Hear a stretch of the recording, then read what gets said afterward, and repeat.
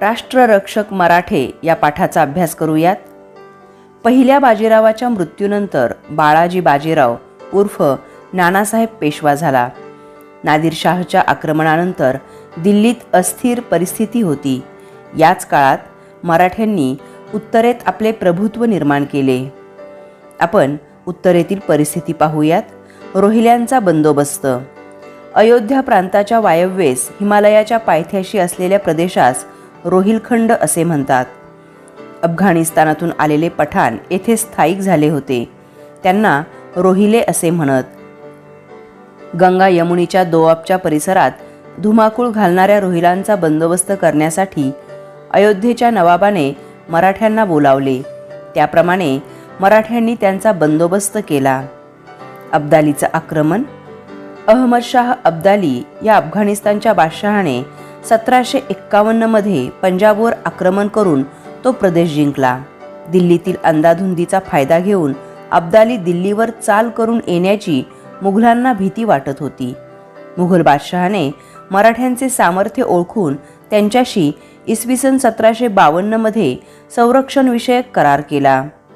मुघल मराठे यांच्यामधील करार पाहूयात। मराठ्यांनी मुघल सत्तेचे रोहिले, जाट, राजपूत आणि अफगाण यांच्यापासून संरक्षण करावे।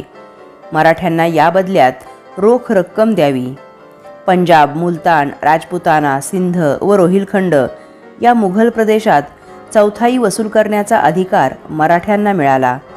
अजमेर आणि आग्रा या प्रांतांची सुभेदारी मराठ्यांना मिळाली। अब्दाली मराठे यांच्यातील संघर्ष अटळ होता, त्याबद्दल माहिती घेऊयात। मुघलांचे संरक्षण करण्यासाठी शिंदे होळकरांच्या फौजांनी दिल्लीकडे कूच करतानाच अब्दाली मायदेशी परतला। त्या कारणामुळे मुघल बादशहाने काबूल, कंदाहार व पेशावर या सुभ्यांमधील चौथाईचा अधिकारही मराठ्यांना दिला। हे सुभे अब्दालीच्या ताब्यातून मुक्त करण्याची जबाबदारी मराठ्यांची होती। उत्तरेकडील स्थानिक सत्तांचं असहकार्य। मराठ्यांचे मुघल दरबारातील वर्चस्व व हस्तक्षेप स्थानिक सत्तांना खुपत होता। अब्दालीने मराठ्यांचा पराभव करून त्यांना नर्मदा पार हुसकावून द्यावे असं त्यांचं मत होतं। सूरजमल जाट आणि राणी किशोरी यांनी मात्र मराठ्यांना मदत केली। अटकेपार झेंडा फडकवला। मराठ्यांनी कशा पद्धतीने अटकेपार झेंडा फडकवला याची माहिती घेऊयात।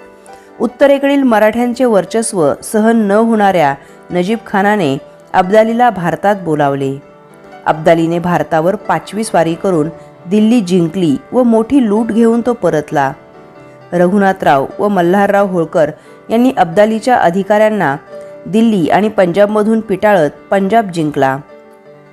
अब्दालीच्या सैनिकांचा पाठलाग करीत आताच्या पाकिस्तानमध्ये असणाऱ्या अटकपर्यंत जाऊन 1758 मध्ये मराठ्यांचा अटकवर भगवा फडकवला।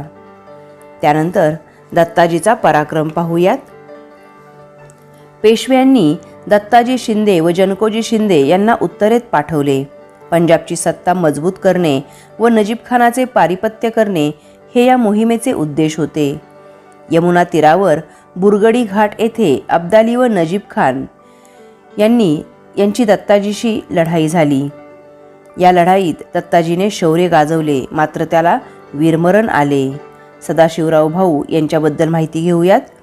अब्दालीचे पारिपत्य करण्यासाठी नानासाहेब पेशव्यांनी आपला चुलत भाऊ सदाशिवराव भाऊ आणि मुलगा विश्वासराव यांना उत्तरेत पाठवले। इब्राहिम खान गारदी हा मराठ्यांच्या तोफखान्याचा प्रमुख होता। पानिपतच्या तिसऱ्या लढाईची माहिती घेऊयात। 14 जानेवारी 1761 रोजी अब्दाली आणि मराठे यांच्यात पानिपत येथे युद्ध सुरू झाले। मराठ्यांनी आक्रमकतेने शत्रूवर हल्ले सुरू केले, परंतु विश्वासरावाला गोळी लागून तो ठार झाला। सदाशिवरावाला ही बातमी समजताच तो बेभान होऊन शत्रुसेनेवर तुटून पडला व त्यातच दिसेनासा झाला।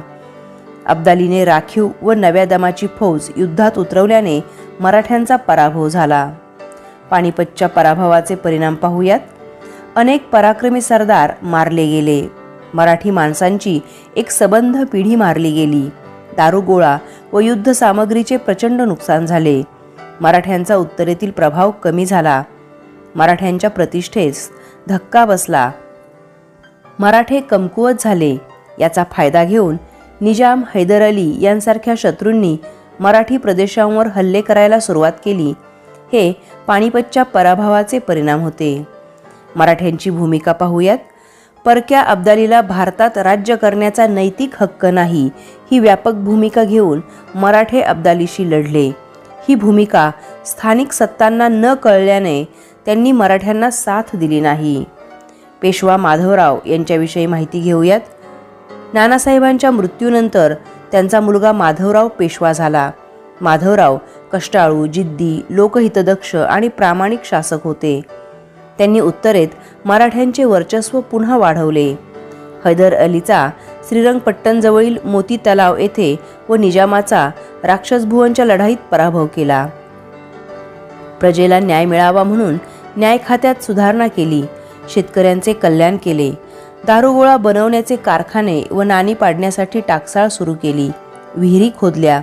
इसवी सन 1772 मध्ये माधवरावांच्या झालेल्या मृत्यूने मराठ्यांच्या राज्याची मोठी हानी झाली. पेशवाई कमकुवत झाली. माधवरावासारखा पेशवा अकाली गेला. त्यानंतर झालेले 2 पेशवे अल्पायुषी ठरले. पेशवाई गृहकलहाने ग्रासली. अटकेपार झेंडा रोवणाऱ्या रघुनाथरावाने सत्तेसाठी इंग्रजांशी हातमिळवणी केली. त्यातून इंग्रज व मराठे यांच्यात लढाई झाली. टिपू सुलतानविषयी माहिती घेऊयात. 1782 साली हैदर अलीचा मृत्यू झाल्यावर टिपू हा म्हैसूर राज्याचा सुलतान झाला. निष्णात योद्धा असणारा टिपू विद्वान व कवी होता. टिपूने फ्रेंचाच्या मदतीने इंग्रजांशी लढा दिला. इसवी सन 1799 मध्ये इंग्रजाविरुद्धच्या लढाईत टिपू मारला गेला. मराठा सत्तेची उत्तरेत पुन्हा स्थापना. पानिपतावरील पराभवानंतर माधवरावांनी उत्तरेत पाठवलेल्या महादजी शिंदे, तुकोजी होळकर, रामचंद्र कानडे, विसाजीपंत बिनीवाले या सरदारांनी उत्तरेत मराठ्यांचा प्रभाव वाढवला. जाट, रोहिले व राजपूत यांना पराभूत केले. बादशाह शाह आलम यास दिल्लीच्या तख्तावर बसवले व उत्तरेकडील अराजक परिस्थितीला आवर घातला.